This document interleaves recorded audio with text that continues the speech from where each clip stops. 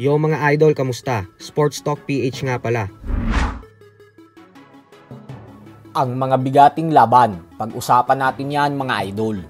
Ngunit bago ang lahat ay huwag kakalimutang mag-subscribe at i-click ang notification bell button for more sports talk. So naganap na nga po ang official and final weigh-in ng mga bigating laban na siyang nakatakdang ganapin bukas sa Trinlain, Manila 2 sa Araneta Coliseum, kung saan makikita nating lumaban ang mga bigating pambato natin sa larangan ng boxing na lalaban kontra sa mga dayuhan kagaya ng current WBC minimum weight world champion Melvin Jerusalem, Olympic bronze medalist Yumir Marshall, former unified super bantamweight champion Marlon Tapales, at ang undefeated super bantamweight top contender Carl James Martin. Bukod dyan ay makikita din natin lumaban ang anak ni Manny Pacquiao na si Eman Bacosa. At ang magandang balita po dito ay dahil wala silang lahat naging problema sa pagkuha ng tamang timbang. Kaya naman tuloy na ang kanilang mga laban bukas. Kaya suportahan po natin silang lahat dito. At syempre kung taga Maynila ka, ay huwag nyo nang papalampasin ang pagkakataon na dumayo sa Araneta Coliseum. Dahil ito na ang pagkakataon natin na makita at mapanood sila ng personal na lumaban. Sa kabilang banda naman mga idol ay naglabas naman nga po ng reaksyon ang bagong promoter ng former 3 Division Champion General Casimero na si Koki Kameda patungkol sa pagkatalong nalasap ng Angas ng Pinas sa pinsan niyang si Kyonosuke Kameda nitong nakalipas na linggo lamang.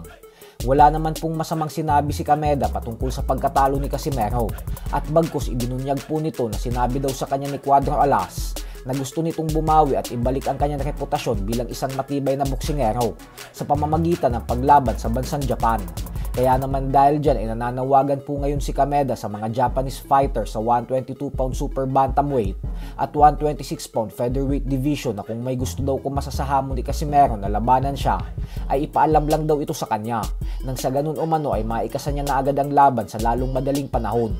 Target po ni Casimero lumaban ulit sa buwan ng Marso sa susunod na taon. Subalit ang kanyang kapatid at head trainer po na si Jason ay sinabing gusto niya ulit pabalikin sa ibabaw ng lona si Casimero sa lalong madaling panahon. At kung pupwede nga daw ay kahit ngayong December na agad kahit sa Pilipinas pa. Samantala kakapasok lang din nga pong balita kanina lamang na ang ating isa pang pambato na si Pinoy boxing legend former 4 Division champion and current WBA interim bantamweight champion Nonito Donaire Jr. ay kasado na ang laban sa December 17 sa bansang Japan kontra sa WBA champion in recess na si Seiya Tsutsumi. Ang mananalo sa dalawa ay ang siyang tatanghalin bilang bagong WBA bantamweight world champion. Kaya naman panibagong pagkakataon po ulit ito para kay Donaire na maging isang ganap na world champion ulit sa edad na 42 anyos. So hanggang dito na lang po muna tayo mga idol.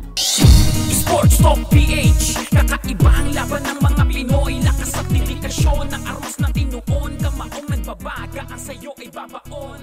Mga Pinoy na ating pambato.